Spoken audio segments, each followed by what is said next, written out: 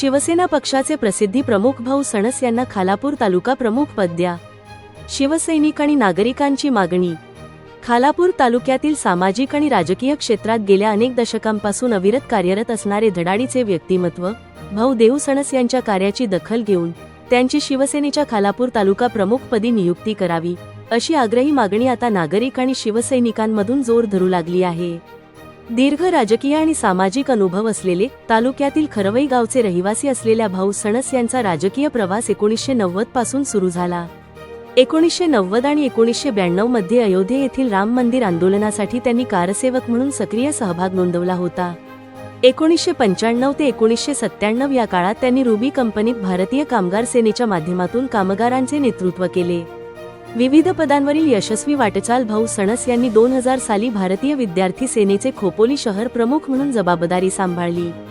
त्यानंतर 2009 मध्ये त्यांनी खालापूर तालुका कार्यालय प्रमुख आणि उप तालुका प्रमुख म्हणून काम पाहिले. मनसेमध्ये असताना त्यांनी खालापूर विधानसभा कार्यालय प्रमुख म्हणूनही महत्त्वाची भूमिका बजावली. सध्या ते शिवसेनेचे प्रसिद्धी प्रमुख म्हणून कार्यरत असून पक्षाची बाजू प्रभावीपणे मांडत आहेत.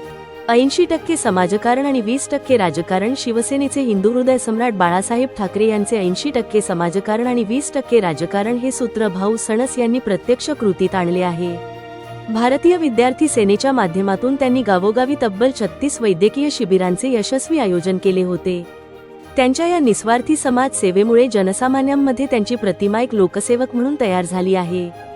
खालापूर तालुक्यातील शिवसैनिकांच्या मते भाऊ सणस यांच्याकडे दांडगा जनसंपर्क आणि संघटनात्मक कौशल्य आहे.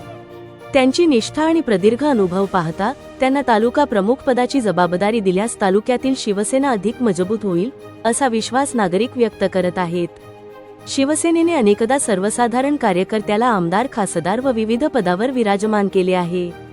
अशाच प्रकारे भाऊ सणस सारख्या निष्ठावंत शिवसैनिकाला पक्षातील मोठे पदाधिकारी व कर्जत खालापूर मतदारसंघाचे आमदार महेंद्र थोरवे यांनी खालापूर तालुका प्रमुखपदी भाऊ सणस यांना संधी दिली पाहिजे, अशी अनेक शिवसैनिक मागणी करत आहे.